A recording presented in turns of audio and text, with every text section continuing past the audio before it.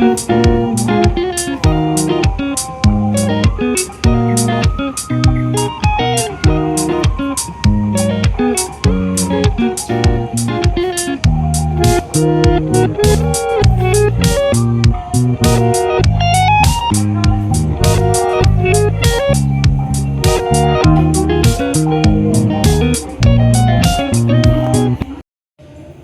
പ്രഭാഷണം ഇവിടെ പറയുന്നത് എൻ കൃഷ്ണകുമാർ, അദ്ദേഹം പാലക്കാട്ടാണ്. പാലക്കാട് താലൂക്ക് NSSന്റെ സെക്രട്ടറി കൂടിയാണ് അദ്ദേഹം. ഇന്നത്തെ ഈ വേദിയിലേക്ക് അദ്ദേഹത്തെ സ്വാഗതം ചെയ്യുന്നു.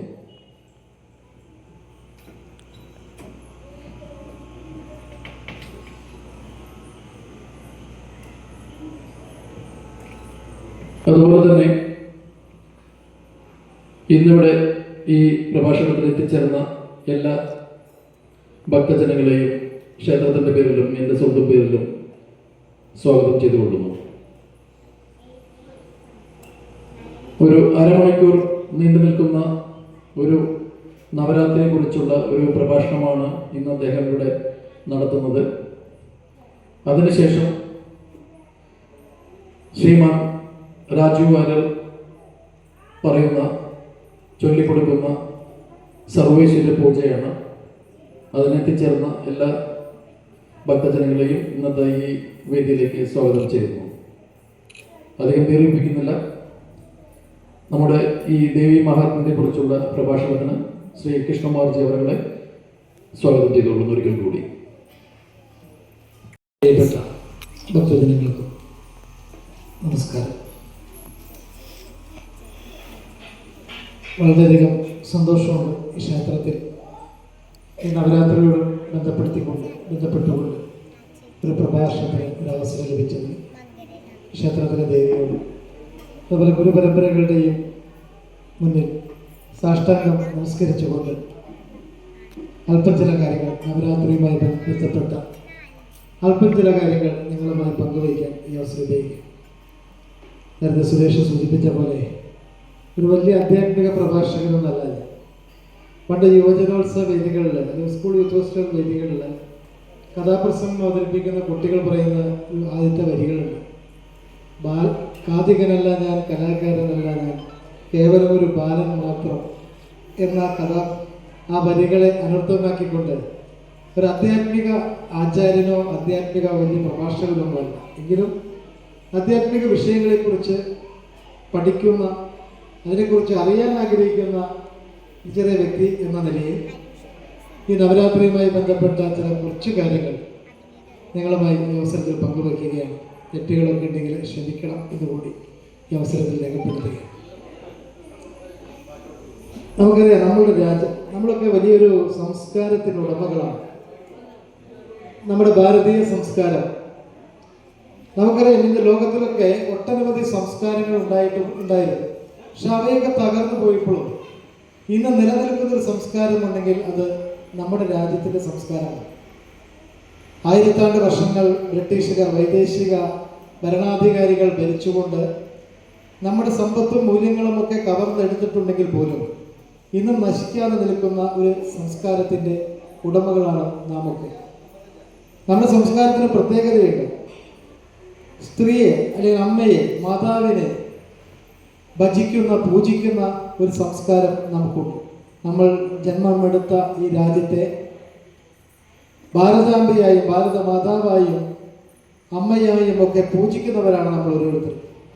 അപ്പോൾ ഒരു മാതൃസങ്കല്പത്തിൽ അധിഷ്ഠിതമായ മറ്റു രാജ്യങ്ങളിൽ നിന്ന് വിഭിന്നമായ രീതിയിൽ ഒരു മാതൃസങ്കല്പത്തിൽ അധിഷ്ഠിതമായ ജീവിതം നയിക്കുന്നവരാണ് നമ്മളൊക്കെ. നമുക്കറിയാം, നവരാത്രിയുമായി ബന്ധപ്പെട്ട് നോക്കിയാൽ തന്നെ കുമാരിയായും ബാലികയായും യുവതിയായും ഒക്കെ ആദിപരാശക്തിയെ 9 ദിവസങ്ങൾ പൂജിക്കുന്ന ഒരു വേളയാണ് നവരാത്രി.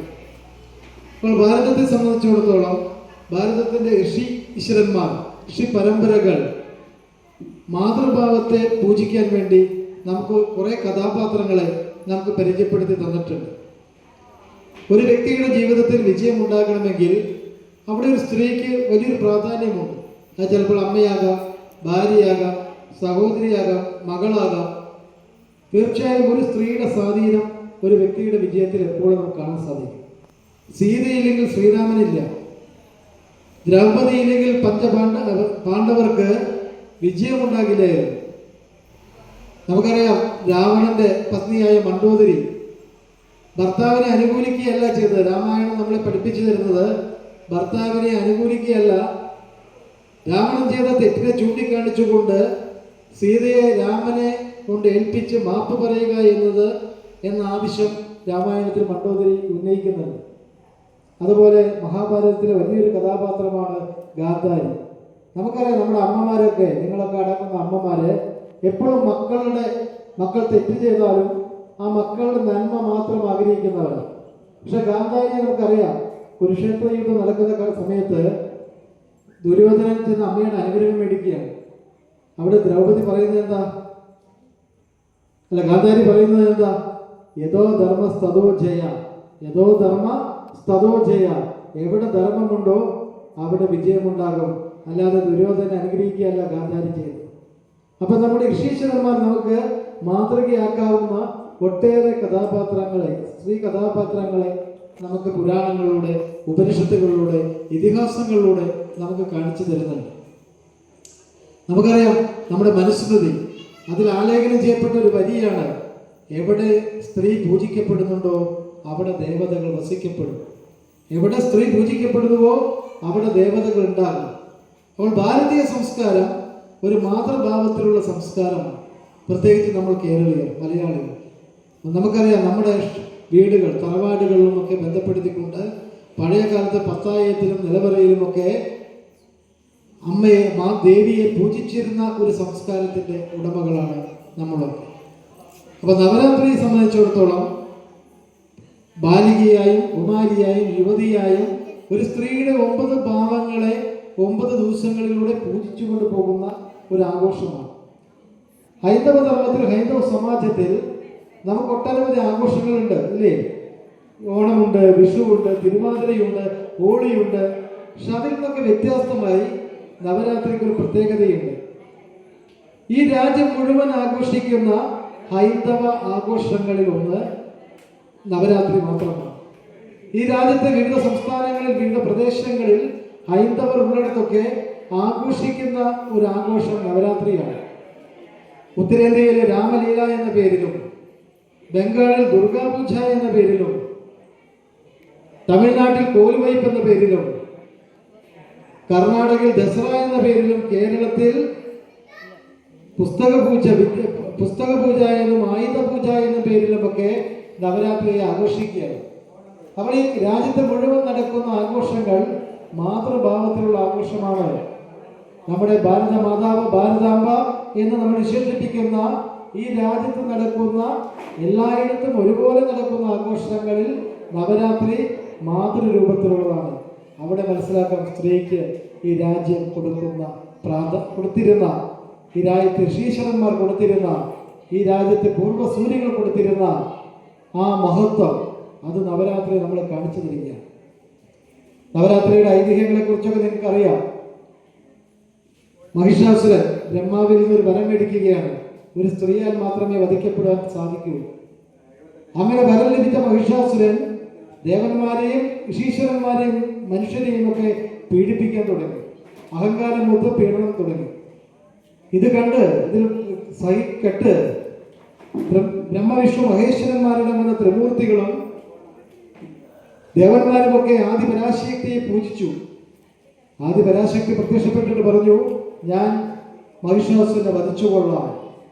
ദേവി മഹാകാളിയായി അവതാരം കൊള്ളുകയും 9 ദിവസങ്ങൾ നീണ്ടുനിന്ന യുദ്ധം 10ാമത്തെ ദിവസം മഹിഷാസുരനെ വധിച്ചു. നമ്മൾ 10ാമത്തെ ദിവസമാണ് വിജയദശമി ആഘോഷിക്കുന്നത്. തിന്മയുടെ മേല് നന്മയുടെ വിജയമായി വിജയദശമി ആഘോഷിക്കുന്നത് മഹിഷാസുരനെ ദേവി വധിച്ച ദിവസത്തെ അർത്ഥമാക്കിക്കൊണ്ടാണ്. മറ്റൊരു ഐതിഹ്യമുണ്ട്. ശ്രീരാമൻ രാവണനുമായി യുദ്ധം നടക്കുമ്പോൾ ആ രാവണനെ വധിക്കുവാൻ വേണ്ടി ദേവിയെ 9 ദിവസം പ്രാർത്ഥിക്കുകയും 10ാമത്തെ ദിവസം ദേവിയെ വധിക്കുകയും ചെയ്തു എന്ന് മറ്റൊരു ഐതിഹ്യം നവരാത്രിയുമായി ബന്ധപ്പെട്ടുകൊണ്ടുണ്ട്. അതാണ് ഉത്തരേന്ത്യയിലൊക്കെ രാമലീലയായി ഈ നവരാത്രി ആഘോഷിക്കുന്നത്.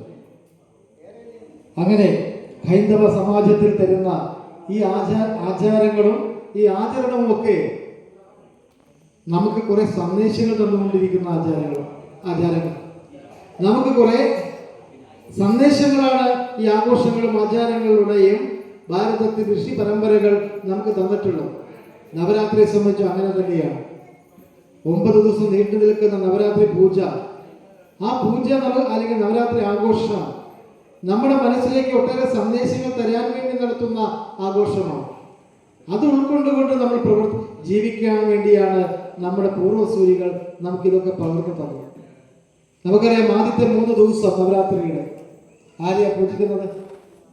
ആരെയാ? ഭദ്രകാളിയെ, ദുർഗാ ഭഗവതിയെ 3 ദിവസം പൂജിക്കുകയാണ് നവരാത്രിയുടെ ആദ്യ 3 നാളുകൾ. മഹിഷാസുരനെ വധിച്ച, ശത്രുവിനെ നിഗ്രഹിച്ച ദുർഗയെ പൂജിച്ചുകൊണ്ടാണ്, ഭദ്രകാളിയെ പൂജിച്ചുകൊണ്ടാണ് ആദ്യത്തെ 3 ദിവസം നവരാത്രിയുടെ നമ്മൾ ആചരണം നടത്തുന്നത്. എന്താണ് ആ നവരാത്രി ആഘോഷങ്ങളിൽ? ആ 3 ദിവസം മഹിഷാസുരനെ നിഗ്രഹിച്ച ഭദ്രകാളിയെ, ദുർഗാദേവിയെ നമ്മൾ പൂജിക്കുമ്പോൾ നമ്മൾ എന്താണ് ചെയ്യേണ്ടത്? ശത്രുവിനെയാണ് ഭദ്രകാളി വധിച്ചത്, ആ ഭദ്രകാളിയാണ് നമ്മൾ പൂജിക്കുന്നത്. അപ്പോൾ നമ്മൾ ഈ 3 ദിവസം എന്ത് ചെയ്യണം? നമ്മുടെ അയൽവക്കത്തെ ശത്രുവിൻ്റെ നാശത്തിനായി, നമ്മുടെ ഓഫീസിലെ നമ്മുടെ ശത്രുവിൻ്റെ നാശത്തിനായി, നമ്മുടെ സമൂഹത്തിലെ നമ്മുടെ ശത്രുവിൻ്റെ നാശത്തിനായി പ്രാർത്ഥിക്കാനാണോ ഈ 3 ദിവസം തന്നിട്ടുള്ളത്? ഈ ക്ഷേത്രത്തിലും ഉണ്ടാവില്ലേ ശത്രു സംഹാര പുഷ്പാഞ്ജലി? ഇല്ലേ? ക്ഷേത്രത്തിലും ശത്രു സംഹാര പുഷ്പാഞ്ജലി ഉണ്ടാവും. നമ്മളൊക്കെ അത് കഴിക്കും. ആ പുഷ്പാഞ്ജലി എന്തിനു വേണ്ടിയാ? നമ്മുടെ ശത്രുവിനെ ഇല്ലാണ്ടാക്കാം, അല്ലേ? ആണോ? നമ്മുടെ ശത്രുവിനെ ഇല്ലാണ്ടാക്കാൻ വേണ്ടിയാണോ നമ്മൾ ശത്രു സംഹാര പുഷ്പാഞ്ജലി കഴിക്കുന്നത്? അങ്ങനെയാണെങ്കിൽ നമ്മൾ ആരെയാണോ ഇല്ലാണ്ടാക്കാൻ വേണ്ടി ശത്രു സംഹാര പുഷ്പാഞ്ജലി കഴിക്കുന്നു, അയാൾ വേറെ പ്രവർത്തിക്കുന്നത് നമുക്കെതിരെ നടത്തിക്കാൻ എന്ത് ചെയ്യും? എന്നുണ്ടാവും. അപ്പോൾ നമ്മൾ 3 ദിവസം ഈ കാര്യങ്ങൾ നടത്തുന്നത്, അല്ലെങ്കിൽ ശത്രു സംഹാര പുഷ്പാഞ്ജലി ചെയ്യുന്നത്, ശത്രുദോഷം വരരുതേ ഭഗവതി ദേവി എന്ന് പ്രാർത്ഥിച്ചുകൊണ്ടോ, അല്ലെങ്കിൽ നമ്മുടെ മനസ്സിലുള്ള അധമ ചിന്തകളും അധമ വികാരങ്ങളും ഒക്കെ ഇല്ലാതാക്കി തരണമേ ദേവി എന്ന് പ്രാർത്ഥിച്ചുകൊണ്ടാണ് ഈ 3 ദിവസം നമ്മൾ ചെലവഴിക്കേണ്ടത്. ഭഗവത്ഗീതയിൽ ഒരു വാക്യമുണ്ട്, മനോഹരമായ ശ്ലോകത്തിന്റെ അർത്ഥം ഇതാണ്: അവനവനെ ഉയർത്തുന്നതും അവനവനെ താഴ്ത്തുന്നതും അവനവൻ തന്നെയാണ്. അവനവന്റെ ശത്രുവും അവനവന്റെ മിത്രവും അവനവൻ തന്നെയാണ്.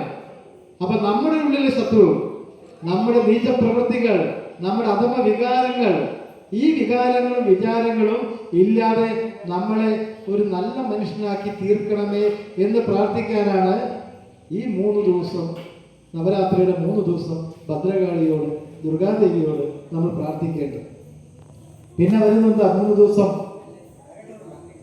സമ്പത്തിന്റെ ഉടമയായ, സമ്പത്തിന്റെ അധിപതിയായ മഹാലക്ഷ്മിയെ പ്രാർത്ഥിക്കാനാണ് 3 ദിവസം, അല്ലേ? എന്തിനാ മഹാലക്ഷ്മിയെ പ്രാർത്ഥിക്കുന്നത്? കുറെ സമ്പത്ത് നമുക്ക് ഉണ്ടാകാൻ വേണ്ടിയാണോ? ആണോ? നമ്മളൊക്കെ പ്രാർത്ഥിക്കുന്നത് എനിക്ക് കുറെ കാശ് ഉണ്ടാക്കണം, എനിക്ക് കുറെ സ്വത്ത് കിട്ടണം. ഒന്ന് ആലോചിക്കുക, സമ്പത്തുള്ളവരെല്ലാവരും സുഖമായി ജീവിക്കുന്നുണ്ടോ? ചെറുപ്പകാലം മുഴുവൻ പിശുക്കി 1 രൂപ പോലും മറ്റുള്ളവർക്ക് സഹായം കൊടുക്കാതെ വലിയ സമ്പത്തിന്റെ ഉടമയാക്കി വാർദ്ധക്യകാലത്ത് ആ സമ്പത്തൊക്കെ കയ്യിലുണ്ടാവും. നല്ല നല്ല ഭക്ഷണം കഴിക്കാൻ പറ്റുമോ? ഷുഗർ വന്നു, പ്രഷർ വന്നു, കൊളസ്ട്രോൾ വന്നു, ഒരു ഭക്ഷണം പോലും കഴിക്കാൻ പറ്റാത്തിരിക്കും. മഹാനായ അലക്സാണ്ടർ ചക്രവർത്തിയുടെ ഒരു കഥയുണ്ട്, നിങ്ങൾ കേട്ടിരിക്കും. അലക്സാണ്ടർ ചക്രവർത്തി ലോകം മുഴുവൻ കീഴടക്കിയ, സാമ്രാജ്യങ്ങൾ ഒട്ടനവധി അടക്കി ഭരിച്ച, ആ സാമ്രാജ്യങ്ങളിൽ ഭരണം നടത്തിയ മഹാനായ അലക്സാണ്ടർ ചക്രവർത്തി. ആ ചക്രവർത്തി വളരെ ചെറുപ്പത്തിൽ തന്നെ ഈ സാമ്രാജ്യങ്ങളൊക്കെ പിടിച്ചടക്കി, യുദ്ധം ചെയ്തു. അതിൻ്റെയൊക്കെ ക്ഷീണാവസ്ഥ ഈ ശരീരത്തിലേക്ക് പകർന്നു. അദ്ദേഹം രോഗബാധിതനായി. ഈ രോഗബാധിതനായ അദ്ദേഹത്തെ മരണശൈലിയിലേക്ക് രോഗം എത്തിച്ചു. മരണശൈലിയിൽ അദ്ദേഹം കിടക്കുമ്പോൾ അദ്ദേഹത്തിന്റെ ജോലിക്കാരെ അദ്ദേഹം വിളിച്ചു. ഞാൻ മരിച്ചു കഴിഞ്ഞാൽ എൻ്റെ മൃതദേഹം പെട്ടിയിൽ വെച്ച് കൊണ്ടുപോകുമ്പോൾ എൻ്റെ 2 കൈയും പുറത്തേക്ക് ഇടണം. എൻ്റെ 2 കൈയും പുറത്തേക്ക് ഇട്ടിട്ട് വേണം ഈ മൃതദേഹം കൊണ്ടുപോകാൻ. അപ്പൊ അവർ ചോദിച്ചു, എന്തിനാ അങ്ങനെ? അപ്പൊ പറഞ്ഞു, ലോകം മുഴുവൻ കീഴടക്കിയ, ഒട്ടേറെ സാമ്രാജ്യങ്ങൾ സൃഷ്ടിച്ച, സമ്പത്തുണ്ടാക്കിയ അലക്സാണ്ടർ ചക്രവർത്തി മരിച്ചു കഴിയുമ്പോൾ പോകുന്നത് ഒരു വെറും കയ്യാലെയാണ് എന്ന് ജനങ്ങൾ അറിയണം. ഒന്നും കൊണ്ടുപോകാൻ പറ്റില്ല നമുക്ക്. നമ്മൾ കുറെ സ്വത്തൊക്കെ സമ്പാദിക്കുന്നുണ്ട്, നമ്മൾ കുറെ കാര്യങ്ങളൊക്കെ ഇവിടെ സമ്പാദിക്കുന്നുണ്ട്, നമുക്കൊന്നും കൊണ്ടുപോകാൻ പറ്റില്ല. സ്വത്തൊക്കെ ഉണ്ടാക്കി കഴിഞ്ഞാൽ മരിച്ചു കഴിഞ്ഞാൽ മക്കളും മരുമക്കളും ഒക്കെ ആ സ്വത്തിന് വേണ്ടി തല്ലുകൂടി നമ്മുടെ പേര് ചീത്തയാക്കുന്ന ഒരു കാലഘട്ടത്തിലൂടെ നമ്മൾ കടന്നു പോകുന്നത്. അപ്പൊ ഒരു സ്വത്ത് പോലും നമുക്ക് കൊണ്ടുപോകാൻ സാധിക്കില്ല. മറിച്ച് നമ്മുടെ മരണശേഷവും നമ്മൾ ഓർമ്മിക്കപ്പെടണമെങ്കിൽ നല്ല ഗുണങ്ങൾ നമ്മൾക്കുണ്ടാക്കണം. നമ്മൾ ജീവിക്കുന്ന സമൂഹത്തിന് എന്തെങ്കിലുമൊക്കെ സഹായം നമ്മളെ കൊണ്ട് ചെയ്യാൻ സാധിക്കണം. അങ്ങനെ വരുമ്പോഴാണ് നാളുകളിൽ നമ്മൾ മരിച്ചു കഴിഞ്ഞാലും നാളുകളിൽ നമ്മൾ ഓർക്കാൻ സാധിക്കും. അപ്പൊ 3 ദിവസക്കാലം മഹാലക്ഷ്മിയെ പൂജിക്കുമ്പോൾ ആ മഹാലക്ഷ്മിയുടെ പാദങ്ങളിൽ ശരണം പ്രാപിക്കുമ്പോൾ നമ്മുടെ മനസ്സിലേക്ക് വരേണ്ട എന്താ? നമ്മുടെ ഉള്ളിൽ നല്ല ഗുണങ്ങൾ ഉണ്ടാകണം, നല്ല ചിന്തകൾ ഉണ്ടാകണം, നല്ല പ്രവൃത്തികൾ നമ്മുടെ ഇടയിൽ ഉണ്ടാകണം. എന്നാലേ നമ്മളെ നാളുകളിൽ ആരെങ്കിലും ഓർക്കപ്പെടുകയുള്ളൂ. അപ്പൊ 3 ദിവസക്കാലത്തെ മഹാലക്ഷ്മിയുടെ പൂജയിലൂടെ ഭൗതിക സമ്പത്തിന് കൂടാതെ സദ്ഗുണങ്ങളാകുന്ന സമ്പത്ത് നമ്മുടെ മനസ്സിലേക്ക് വരണമെന്ന പ്രാർത്ഥനയാണ് നമ്മൾ കൊടുക്കേണ്ടത്. ആദ്യം 3 ദിവസം ഭദ്രകാളിയെ പ്രാർത്ഥിച്ച് നമ്മുടെ ഉള്ളിലുള്ള അധമ വികാരങ്ങളും നീച ചിന്തകളും ഇല്ലാതാക്കി തീർക്കണമേ ഭഗവതി എന്ന് പ്രാർത്ഥിച്ചുകൊണ്ട് പിന്നീടുള്ള 3 ദിവസം ഭൗതിക സമ്പത്ത് വേണം, അതോടൊപ്പം തന്നെ നല്ല ഗുണങ്ങളാകുന്ന സമ്പത്ത് നമ്മുടെ മനസ്സിലേക്ക് വരണമേ ഭഗവതി എന്ന് പ്രാർത്ഥിച്ചുകൊണ്ടായിരിക്കണം നവരാത്രിയുടെ മഹാലക്ഷ്മി പൂജ നമ്മൾ നടത്തേണ്ടത്. പിന്നെയുള്ള 3 ദിവസം നമുക്കറിയാം, ഇന്ന് മുതൽ നമ്മൾ ആരംഭിക്കുകയാണ് അറിവിന്റെ ദേവിയായ സരസ്വതി ദേവിയെ പൂജിക്കാനുള്ള ദിവസങ്ങൾ. അറിവ് നമുക്കറിയാം, ഈ ജീവിതം അവസാനിക്കുന്നത് വരെ, ജന്മം നൽകി മരണം വരെ നമ്മുടെ ഉള്ളിൽ വേണ്ട ഒന്നാണ് അറിവ്. നമുക്കറിയാം, ജനിച്ച കുഞ്ഞ് ഇഴഞ്ഞു നടക്കാനും പിടിച്ചു നടക്കാനും അമ്മായെന്നും അച്ചായെന്നും ഒക്കെ വിളിക്കാനും പഠിച്ചു തുടങ്ങി അവന്റെ മരണം വരെ അവന്റെ അനുഭവങ്ങളിൽ നിന്ന് ഓരോ കാര്യങ്ങൾ പഠിക്കുകയാണ്. അപ്പോൾ വിദ്യാലയത്തിൽ നിന്ന് കിട്ടുന്ന അറിവ് മാത്രമല്ല അറിവ്, മറിച്ച് നല്ല നല്ല അറിവുകൾ നമ്മുടെ മനസ്സിലേക്ക് വരണം. അതിന് സരസ്വതി ദേവി പ്രാർത്ഥിക്കണം. അതിന് സത്സംഗങ്ങൾ, ഇതുപോലെയുള്ള സത്സംഗങ്ങളിൽ നമ്മൾ പങ്കെടുക്കണം. അതുപോലെയുള്ള സപ്താഹങ്ങളിൽ നമ്മൾ പങ്കെടുക്കണം. നമുക്കറിയാം, സപ്താഹം നമ്മുടെയൊക്കെ നാട്ടിൽ എല്ലാ അമ്പലങ്ങളിൽ നിന്ന് ഭാഗവത സപ്താഹവും മറ്റു സപ്താഹങ്ങളൊക്കെ നടക്കുന്നുണ്ട് അല്ലേ? നമ്മുടെ ഏരിയയിലുള്ള എല്ലാ അമ്പലങ്ങളിലും നടക്കുന്നുണ്ട്.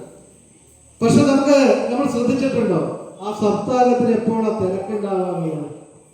രാവിലെ പോയിക്കഴിഞ്ഞാൽ ആചാര്യൻ വായിക്കുന്നുണ്ടാകും, കമ്മിറ്റിക്കാരൊക്കെ അവിടെ ഇരിക്കുന്നുണ്ടാകും, വൈകുന്നേരവും സ്ഥിതി ഇത് തന്നെ. പക്ഷെ നമ്മുടെ സപ്താഹത്തിന് തിരക്ക് വരും എപ്പോഴാ? ഒരു 12 മണി കഴിയുമ്പോൾ തിരക്ക് വരും. ഭക്ഷണമൊന്നും ഇല്ലാഞ്ഞിട്ടല്ല, നമ്മുടെ ഒരു ശീലമാണ്. പക്ഷെ ആ സപ്താഹങ്ങളിലും സത്സംഗങ്ങളിലും പൂർണ്ണമായും പങ്കാളിത്തം വഹിച്ച് വിദ്യാലയത്തിൽ നിന്ന് കിട്ടുന്ന അറിവിനേക്കാൾ ഉപരിയായി നമ്മുടെ ഉള്ളിലേക്ക് ജ്ഞാനം, ബോധോദയം നമ്മുടെ ഉള്ളിലേക്ക് വരുത്തണം. അതിനു വേണ്ടിയുള്ള പ്രാർത്ഥനയാകണം. അമ്മേ സരസ്വതി ദേവി, എൻ്റെ മനസ്സിൽ നല്ല ബുദ്ധിയുടെ അറിവുകൾ തരണമേ എന്ന പ്രാർത്ഥനയാകണം ഈ 3 ദിവസങ്ങളിൽ സരസ്വതി ദേവിയെ പൂജിക്കുന്ന നവരാത്രിയുടെ അവസാന 3 ദിവസങ്ങളിൽ നമ്മൾ ചെയ്യേണ്ടത്. അങ്ങനെ 9 ദിവസങ്ങൾ നമ്മൾ പിന്നിടുകയാണ്. ഈ 9 ദിവസങ്ങളിലൂടെ 3 ദിവസത്തെ പ്രാർത്ഥനയിലൂടെ, ഭദ്രകാളിയെ പ്രാർത്ഥനയിലൂടെ മാനസികമായ ശക്തി നമ്മുടെ ഇടയിലേക്ക് വരണം. പിന്നീടുള്ള 3 ദിവസം മഹാലക്ഷ്മിയെ പ്രാർത്ഥിച്ചതിലൂടെ ഭൗതിക സമ്പത്ത് കൂടാതെ സദ്ഗുണങ്ങളാകുന്ന സമ്പത്ത് നമ്മുടെ മനസ്സിലേക്ക് വരണം. പിന്നത്തെ 3 ദിവസം സരസ്വതി ദേവിയെ പൂജിച്ചോടെ ബുദ്ധിയും ജ്ഞാനവും ഞാൻ ആരാണ് എന്ന തിരിച്ചറിവ്, ആ ജ്ഞാനം നമ്മുടെ ഇടയിലേക്ക് വരണം. അങ്ങനെ 9 ദിവസങ്ങൾ പിന്നിട്ട് 10-ാം ദിവസം വിജയദശമി തിന്മയുടെ മേൽ നന്മയുടെ വിജയം തെളിയിക്കുന്ന വിജയദശമി നാളിൽ ഒരു കായകൽപ്പ ചികിത്സ നടത്തിയ പോലെ മാനസികമായ ശക്തി, സദ്ഗുണങ്ങളാകുന്ന സമ്പത്ത്, ജ്ഞാനം, ബോധോദയമാകുന്ന അറിവ് ലഭിച്ച് മാലിന്യമുള്ള മനസ്സിൽ അതൊക്കെ നിർമ്മാർജ്ജനം ചെയ്ത് നിർമ്മലമായ മനസ്സോടുകൂടി വിജയദശമിയുടെയാണ് നമ്മൾ കടന്ന് വരണം. അതിനു വേണ്ടിയാണ് നവരാത്രി ആഘോഷങ്ങൾ നമ്മൾക്ക് നമ്മുടെ ഋഷി പരമ്പരകൾ നവരാത്രിയെ സംബന്ധിച്ച കാര്യങ്ങൾ നമുക്ക് പറഞ്ഞു തന്നിട്ടുള്ളത്. നമ്മളിത് ചെയ്യാറുണ്ട്. നമ്മുടെ ദേവാലയമൊക്കെ നമുക്കറിയാം, ഇന്ന് ഹൈന്ദവ സമാജം വളരെയധികം ശക്തമായി മുന്നോട്ട് പോയിക്കൊണ്ടിരിക്കുന്ന ഒരു കാലമാണ്. നമ്മുടെ ദേവാലയങ്ങളൊക്കെ വളരെ നല്ല രീതിയിൽ ഇന്ന് മുന്നോട്ട് പോയിക്കൊണ്ടിരിക്കുകയാണ്. ഈശ്വര വിശ്വാസവും ക്ഷേത്ര ചടങ്ങുകളും ഒക്കെ ഗംഭീരമായി നടന്നുകൊണ്ടിരിക്കുന്ന ഒരു കാലഘട്ടമാണ്. പക്ഷെ അവിടെ നമ്മൾ കാണുന്ന ന്യൂനത, ക്ഷേത്രം എന്ന് പറഞ്ഞാൽ പൂരം നടക്കുന്ന, വെടിക്കെട്ട് നടക്കുന്ന കേന്ദ്രങ്ങളായി മാറ്റപ്പെടുകയാണോ ഈ കാലയളവിൽ എന്ന് നമ്മൾ സംശയിക്കുന്നു. ഒരു കാലത്ത് സരസ്വതി ക്ഷേത്രങ്ങളായിരുന്നു നമ്മുടെ ദേവാലയങ്ങൾ. പക്ഷെ ഇന്ന് നമ്മുടെ അവസ്ഥ എന്താ? നമ്മുടെ കുട്ടികൾ നമ്മുടെ ദേവാലയങ്ങളെ, ഇനി വരാൻ പോകുന്ന കുട്ടികൾ, പുതിയ തലമുറ നമ്മുടെ ദേവാലയങ്ങളെ നിർവചിക്കാൻ പോകുന്നത് പൂരം നടക്കുന്ന, വെടിക്കെട്ട് നടക്കുന്ന മൈതാനങ്ങളായി മാത്രം ആയിക്കൊണ്ടിരിക്കുന്ന ഒരു സാഹചര്യത്തിലൂടെ പോകുകയാണ്. അല്ലെങ്കിൽ അമ്മമാർ ഫെബ്രുവരി മാർച്ച് മാസങ്ങളിൽ ഞങ്ങളെ ഓടിച്ചു വിടുന്ന, എന്തിനാ? മാർക്ക് കൂടുതൽ കിട്ടാൻ, അല്ലേ? ചരട് പൂജിക്കാൻ, വിദ്യാഗോപാലം അർച്ചന നടത്തി മാർക്ക് കൂടുതൽ കിട്ടാൻ വേണ്ടി ഞങ്ങളെ ഓടിച്ചു വിടുന്ന സ്ഥലമായിട്ട് നമ്മുടെ കുട്ടികൾ നമ്മുടെ ക്ഷേത്രങ്ങളെ ചിന്തിക്കാൻ ഒരു അവസരം വന്നുകൊണ്ടിരിക്കുക. ഇത് നമ്മൾ മാറ്റിയെടുക്കണം. നമുക്കറിയാം, മനോഹരമായ ക്ഷേത്രം ഞങ്ങൾ വന്നപ്പോൾ ഈ പാടത്തിന്റെ നടുവിൽ നിൽക്കുന്ന പ്രകൃതി നിർമ്മലമായ ക്ഷേത്രമാണ് ഈ ഭഗവതി ക്ഷേത്രം. അപ്പോൾ ഈ ക്ഷേത്രത്തിൽ ഓരോ ആഴ്ചകളിലും വിവിധ സത്സംഗങ്ങൾ നടത്തി അതിൽ നിങ്ങൾ പങ്കാളികളായി ക്ഷേത്രത്തിന്റെ ചൈതന്യം വർദ്ധിപ്പിക്കണം. ക്ഷേത്രത്തിന്റെ ചൈതന്യം വർദ്ധിച്ചാൽ പിന്നെ കിട്ടുന്ന ഗുണം എന്താ? ആർക്കാ? നമ്മുടെ കലയിലെ ഒരു ക്ഷേത്രത്തിന്റെ ചൈതന്യം വർദ്ധിച്ചാൽ അതിന്റെ ഗുണം ആർക്കാ കിട്ടാ? ഇവിടുത്തെ ഭഗവതിക്കാണോ? അല്ല. ഈ ക്ഷേത്രം നടത്തുന്ന സുരേഷിനാണോ? അല്ല. മറിച്ച് ഈ തട്ടകത്തെ ഓരോ വീടുകളിലും അതിന്റെ ഗുണം ലഭിക്കുകയാണ്. പോസിറ്റീവ് എനർജി നമുക്ക് അതുമായി ബന്ധപ്പെട്ട് ലഭിക്കുകയാണ്. ഒരു കലയുടെ, ഒരു തട്ടകത്തിന്റെ വികസനത്തിന് ക്ഷേത്രത്തിന്റെ വികസനം അത്യാവശ്യമാണ്. വിവിധങ്ങളായ പ്രവർത്തനങ്ങൾ ക്ഷേത്രത്തിൽ നടത്തുമ്പോൾ, ഓരോ നാമജപങ്ങൾ നടക്കുമ്പോൾ, നാളെ വിദ്യാഗോപാല മന്ത്രാർച്ചനയാണ്. ഈ മന്ത്രാർച്ചനയൊക്കെ നടക്കുമ്പോൾ അതിന്റെ പോസിറ്റീവ് എനർജി ഈ ക്ഷേത്രത്തിലും ആ ആരാധനയിൽ പങ്കെടുക്കുന്ന നമുക്ക് ലഭിക്കുകയാണ്. അതുവഴി നമ്മുടെ കുടുംബങ്ങളിലേക്കും ഈ നാട്ടിലേക്കും എത്തിക്കുകയാണ്. അപ്പൊ തീർച്ചയായും ഇത്തരം ക്ഷേത്രങ്ങളൊക്കെ വികസനത്തിന്റെ പന്താവിലേക്ക് വരേണ്ടത് കാലഘട്ടത്തിന്റെ ആവശ്യമാണ്. പിന്നെ എനിക്ക് പറയാനുള്ളത്, നമ്മളൊക്കെ പുതിയ തലമുറയെ നിർവചിക്കാറുണ്ട്. എന്താ? ബുദ്ധിയില്ലാത്തവരാണ് പുതിയ തലമുറ, അല്ലെങ്കിൽ അവരുടെ പ്രവർത്തനം ശരിയല്ല എന്നൊക്കെ നമ്മൾ ചിലപ്പോൾ നിർവചിക്കാറുണ്ട്. IQ, ഇന്റലിജൻസ് കൂടുതൽ പുതിയ തലമുറയ്ക്കാണ്. പക്ഷെ ആ ഇന്റലിജൻസ് നേരായ വഴിയിൽ കൊണ്ടുവരണമെങ്കിൽ എന്ത് ചെയ്യണം? നമ്മൾ രക്ഷാകർത്താക്കൾ, ഇവിടെ ഇരിക്കുന്ന അമ്മമാരും അച്ഛന്മാരൊക്കെ ശ്രദ്ധിക്കണം. പണ്ട് നമുക്ക് മുത്തശ്ശനിൽ നിന്ന് മുത്തശ്ശിയിൽ കിട്ടിയിരുന്ന കുറെ അറിവുകളുണ്ട്. ആ അറിവുകള് നമ്മുടെ പുതിയ തലമുറയ്ക്ക് പകർന്നു കൊടുക്കാൻ നമുക്ക് സാധിക്കണം. മഹാഭാരതത്തിൽ ഞാൻ നേരത്തെ പറഞ്ഞു, ഗാന്ധാരി എന്ന ആ സ്ത്രീ കഥാപാത്രം കുരുക്ഷേത്ര യുദ്ധം കഴിഞ്ഞ് മരിച്ചു കിടക്കുന്ന മക്കളെ കാണണമെന്ന് പറഞ്ഞ് ധൃതരാഷ്ട്രൻ ഗാന്ധാരിയും ഒക്കെ ആവശ്യപ്പെട്ടപ്പോൾ ശ്രീകൃഷ്ണൻ അവരെയും കൂട്ടി പോകുകയാണ്. കൂടെ യുധിഷ്ഠിരനുണ്ട്. മരിച്ചു കിടക്കുന്ന മക്കളെ കണ്ടിട്ട് ഗാന്ധാരി ചോദിച്ചൊരു ചോദ്യമുണ്ട്, കൃഷ്ണ, ഒരാളെയെങ്കിലും ബാക്കി വെച്ചുകൂടെ? ഒരാളെയെങ്കിലും ഞങ്ങൾക്ക് കർമ്മങ്ങൾ ചെയ്യാനായി മാറ്റി നിർത്തിക്കൂടായിരുന്നു? അപ്പൊ കൃഷ്ണൻ അതിന് പുഞ്ചിരിയോട് കൊടുക്കുന്ന ഒരു മറുപടി ഉണ്ട്. എന്താ? അമ്മയുടെ മക്കളൊക്കെ മരിക്കാൻ കാരണം അമ്മ തന്നെയാണ്. ഭർത്താവ് അന്ധനാണെന്ന് പറഞ്ഞ്, പാതിവൃത്യത്തിന്റെ പേര് പറഞ്ഞ് അമ്മ കണ്ണുകൾ അടച്ചു, സ്വയം അന്ധയായി. മക്കളുടെ മുഖം കാണുവാനോ മക്കളുടെ കളിച്ചിരികൾ കാണുവാനോ മക്കളുടെ പ്രവർത്തികൾ കാണുവാനോ അമ്മയ്ക്ക് സാധിച്ചില്ല. അന്ധയായി അമ്മ മാറിയതാണ് അമ്മയുടെ മക്കൾക്ക് ഈ അവസ്ഥ വരാൻ കാരണം. ഇതാണ് എനിക്ക് പ്രിയപ്പെട്ടവരെ നിങ്ങളോട് പറയാനുള്ളത്. നമ്മളൊക്കെ ഇന്ന് അന്ധത ബാധിച്ചിരിക്കുകയാണ്. നമ്മൾ കൂട്ടുകുടുംബത്തിൽ നിന്ന് അണുകുടുംബത്തിലേക്ക് നമ്മുടെ കുടുംബ ബന്ധങ്ങൾ മാറിയപ്പോൾ ഒരുമിച്ചൊന്ന് ഇരിക്കുവാനോ വൈകുന്നേരങ്ങളിൽ ഒരു നേരമെങ്കിലും ഒരുമിച്ചിരുന്ന് ഭക്ഷണം കഴിക്കുവാനോ പറ്റാത്തവരായി നമ്മൾ മാറിയിരിക്കുകയാണ്. തിരക്ക് പിടിച്ച ജീവിതത്തിൽ ജോലി കഴിഞ്ഞ് എത്തിക്കഴിഞ്ഞാൽ ഭാര്യയും ഭർത്താവ് ജോലി കഴിഞ്ഞ് എത്തും, മക്കൾ സ്കൂളിൽ നിന്നെത്തും, ജോലി കഴിഞ്ഞ് എത്തിക്കഴിഞ്ഞാൽ വീട്ടിലെ പണികൾ കഴിഞ്ഞാൽ പിന്നെ നമ്മുടെ പണി എന്താ? നമ്മുടെ കയ്യിൽ സാധനമുണ്ട്, എന്താ? ആ സാധനം എടുത്ത് തോണ്ടലാണ് നമ്മുടെ പണി. അത് തോണ്ടിക്കഴിഞ്ഞാൽ ചുണ്ണാമ്പ് തേക്കാന്ന് പറയും. ആ ചുണ്ണാമ്പ് തേക്കുമ്പോൾ നമ്മുടെ കുട്ടികൾ എന്ത് ചെയ്യും? അവരും ചുണ്ണാമ്പ് തേച്ചുകൊണ്ടിരിക്കും. കഴിഞ്ഞ ദിവസം ഞാൻ അവസാനിപ്പിക്കാൻ ഒരു കാര്യം കൂടി പറഞ്ഞു. കഴിഞ്ഞ ദിവസം എൻ്റെ സുഹൃത്തായ കൗൺസിലറുടെ അടുത്ത് ഒരു കേസ് വന്നു. അച്ഛനും അമ്മയ്ക്കും ഒരേ ഒരു മോൾ. ആ കുട്ടി മറ്റൊരു സമുദായത്തിൽപ്പെട്ട സമുദായം എന്തായിക്കൊള്ളട്ടെ, പക്ഷേ വളരെ മോശപ്പെട്ട ചുറ്റുപാടിലുള്ള ഒരു ചെറുപ്പക്കാരനുമായി പ്രണയത്തിലായി, കൂടെ പോയി. ആ കുട്ടിയെ തിരിച്ചു കൊണ്ടുവന്നു. കൗൺസിലറുടെ അടുത്തേക്ക് അമ്മയും അച്ഛനുമായി ചെന്നു. അപ്പോൾ ആ കുട്ടിയെ സംബന്ധിച്ച് രക്ഷാകർത്താക്കൾ പറഞ്ഞത് സ്വന്തമായി മൊബൈലില്ല, കോളേജിലേക്ക് അച്ഛൻ കൊണ്ടാക്കുകയും തിരിച്ചു കൊണ്ടുവരികയും ചെയ്യും, വേറെ കൂട്ടുകെട്ടുകളൊന്നുമില്ല. പിന്നെ ഈ കുട്ടിക്ക് എങ്ങനെ കാമുകനുമായി അടുപ്പം വന്നു? കൗൺസിലർ കുട്ടിയോട് ചോദിച്ചപ്പോൾ മൊബൈൽ ഫോണിലൂടെയാണ് ഞാൻ കുട്ടിയുമായി കാമുകനുമായി ബന്ധപ്പെട്ടത്. അപ്പോൾ ആരുടെ മൊബൈൽ ഫോൺ? അമ്മയുടെ. അമ്മയെ വിളിച്ചു. അമ്മ പറഞ്ഞു ഞാൻ കൊടുക്കാറില്ല. എപ്പോഴെങ്കിലും മൊബൈൽ കൊടുക്കാറുണ്ടോ എന്ന് അവസാനം കൗൺസിൽ ചോദിച്ചപ്പോൾ ചാർജ് ചെയ്യാനായിട്ടൊന്നും കൊടുക്കാറില്ല, മൊബൈലിന്റെ ബാറ്ററി ലോ ആകുമ്പോൾ ചാർജ് ചെയ്യും. പിന്നീട് കുട്ടിയെ വിളിച്ച് സംസാരിച്ച് കാര്യങ്ങൾ ചോദിച്ചപ്പോൾ കുട്ടി മൊബൈൽ ഫോണിൽ, ആരും പരീക്ഷിക്കണ്ടാട്ടാ, ആരും പരീക്ഷിക്കരുത്, കുട്ടി മൊബൈൽ ഫോണിൽ കാമുകന്റെ പേര് ഫീഡ് ചെയ്തിരിക്കുന്നത് ബാറ്ററി ലോ. Battery law. കാമുകൻ വിളിക്കുമ്പോൾ മൊബൈലിനടിക്കും ബാറ്ററി ലോ. അമ്മ പറയും മോളെ മൊബൈൽ ചാർജ് ചെയ്യാൻ. മോള് മൊബൈലും കൊണ്ട് അകത്തും ചാർജ് ചെയ്യും. അപ്പൊ ഞാൻ സൂചിപ്പിച്ചത് നമ്മുടെ കുട്ടികൾ ഐക്യമുള്ളവരാണ്, ഇന്റലിജൻസ് ഉള്ളവരാണ്, ബുദ്ധിയുള്ളവരാണ്. പക്ഷെ അവരുടെ ബുദ്ധിയെ നേരായ രീതിയിൽ കൊണ്ടുപോകുവാൻ നമുക്ക് സാധിക്കണം. അതിനാണ് ഇത്തരം ദേവാലയങ്ങളുടെ കൂട്ടായ്മകൾ, ദേവാലയങ്ങളിൽ നടക്കുന്ന സത്സംഗങ്ങൾ, ഭാഗവത സപ്താഹങ്ങൾ, ചെറിയ ചെറിയ പ്രഭാഷണങ്ങളൊക്കെ നടത്തുമ്പോൾ അതിൽ കുട്ടികളെ കൊണ്ടുവരണം. നമ്മൾ നമ്മുടെ കൈ പിടിച്ച് അവരെ കൊണ്ടുവരണം. കാരണം ദൈവികമായ ചിന്ത കുറച്ച് നമ്മുടെ കുട്ടികളിലേക്ക് എത്തും. അതുപോലെ ഗീതാ പഠനം, ഭഗവത്ഗീത. ഞാൻ അവസാനിപ്പിക്കുകയാണ്. ഭഗവത്ഗീത ലോകത്തിലെ ഏറ്റവും വലിയ മാനേജ്മെന്റ് ഗ്രന്ഥമാണ് ഭഗവത്ഗീത.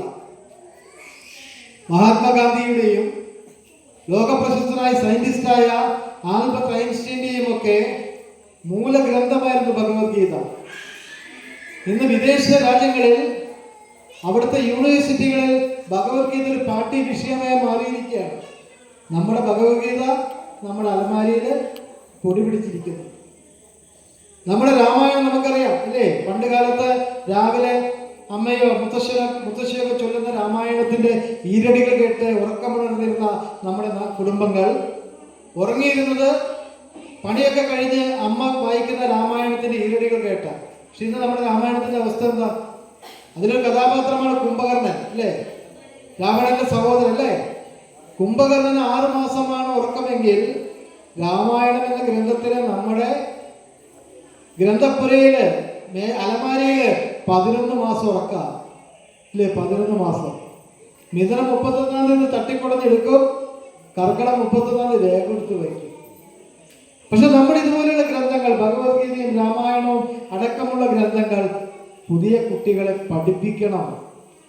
ഭഗവത്ഗീതയൊക്കെ വളരെ മാനേജ്മെന്റ് ഗ്രന്ഥം തന്നെയാണ്.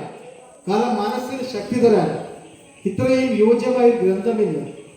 അപ്പൊ തീർച്ചയായും നവരാത്രി ഇതിനൊക്കെയുള്ളൊരു കായകൽപ്പ ചികിത്സയാവട്ടെ. നമ്മുടെ പുരാണ ഗ്രന്ഥങ്ങൾ പഠിക്കുവാൻ, നമ്മുടെ സംസ്കാരം പഠിക്കുവാൻ, നമ്മുടെ ഈശ്വരാരാധന പഠിക്കുവാനൊക്കെയുള്ള ഒരു സമയമാക്കി നവരാത്രിയെ മാറ്റണം. ഭദ്രകാളി ഭജനത്തിലൂടെ എന്നെ ആർക്കും തോൽപ്പിക്കാൻ പറ്റില്ല എന്ന മാനസികമായ ശക്തി നേടിയെടുത്ത് മഹാലക്ഷ്മി ഭജനത്തിലൂടെ എന്റെ മനസ്സിലേക്ക് സദ്ഗുണങ്ങളാകുന്ന സമ്പത്തുകൾ ഞാൻ ആർജിച്ചെടുക്കുമെന്ന തീരുമാനത്തോടെ പിന്നീട് വിദ്യാദേവതയെ സരസ്വതിയെ ഭജിക്കുന്നതിലൂടെ അറിവിന്റെ ബോധത്തിന്റെ വലിയൊരു തലത്തിലേക്ക് ഞാൻ എത്തുമെന്ന ഉറപ്പോടെ ഈ 9 ദിവസങ്ങൾ പിന്നിട്ട് 10ാമത്തെ ദിവസം മഹിഷാസുരനെ വധിച്ച എന്ന് ഐതിഹ്യം പറയുന്ന അല്ലെങ്കിൽ നമ്മുടെ വിശ്വാസമുള്ള രാവണനെ വധിച്ചു എന്ന് നമ്മൾ വിശ്വാസമുള്ള ആ വിജയദശമി ദിനത്തിൽ നമ്മളൊക്കെ ഒരു പുതിയ മനുഷ്യരായി മാറുവാനുള്ള ആഘോഷമായി ഈ നവരാത്രി ആഘോഷം മാറട്ടെ എന്ന് ഞാൻ പ്രാർത്ഥിച്ചുകൊണ്ട് എനിക്കിങ്ങനെ ഒരു വേദി ഒരുക്കി തന്ന പ്രിയപ്പെട്ട എൻ്റെ സുഹൃത്ത് സുരേഷ് അടക്കമുള്ള ഈ ക്ഷേത്രത്തിൻ്റെ ഭരണസമിതിയിൽപ്പെട്ടവർക്കും ഇതിന് പൂർണ്ണമായ അനുഗ്രഹം തന്ന ഈ ക്ഷേത്രത്തിലെ ദേവിയോടും ഉള്ള കടപ്പാടും നന്ദിയും നമസ്കാരം അർപ്പിച്ചുകൊണ്ട് എല്ലാവർക്കും നല്ലത് വരട്ടെ, എല്ലാവർക്കും നല്ലത് ചെയ്യാനും നല്ലത് കേൾക്കുവാനും നല്ലത് പ്രവർത്തിക്കാനുമുള്ള അനുഗ്രഹം ആദ്യ പരാശക്തി തരട്ടെ എന്ന് പ്രാർത്ഥിച്ചുകൊണ്ട് നിർത്തുന്നു. നന്ദി, നമസ്കാരം. ഇത്രയും ചെറിയ ഒരു സമയക്കുറവ് കൊണ്ടാണ് ഇത്രയും ചെറിയൊരു പ്രഭാഷണം ഇവിടെ സംഘടിപ്പിച്ചത്. ഈ പ്രഭാഷണത്തിന് ഞാൻ അങ്ങേ ക്ഷണിക്കുമ്പോൾ അങ്ങ് വരാൻ കാണിച്ച സന്മനസ്സിന് ക്ഷേത്രത്തിൻ്റെ പേരിലും എൻ്റെ സ്വന്തം പേരിലും നന്ദി രേഖപ്പെടുത്തുന്നു. അദ്ദേഹത്തിന് ക്ഷേത്രത്തിൻ്റെ വക ഒരു ചെറിയ ഉപഹാരം അദ്ദേഹത്തെ പൊന്നാട ഇട്ട് ആദരിക്കാൻ വേണ്ടി നമ്മുടെ ക്ഷേത്രത്തിൻ്റെ ഭാരവാഹിയായ ശ്രീ രാധാകൃഷ്ണൻ കല്ലിക്കൽ അദ്ദേഹത്തിനെ ക്ഷണിച്ചുകൊള്ളുന്നു.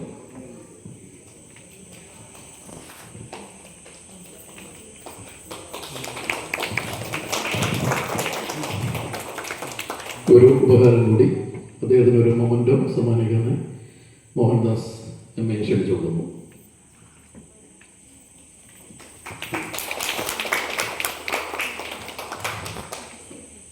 ഇത്രയും നേരം ഈ പ്രഭാഷണം കേട്ടിരുന്ന എല്ലാ ഭക്തജനങ്ങൾക്കും ക്ഷേത്രത്തിൻ്റെ പേരിൽ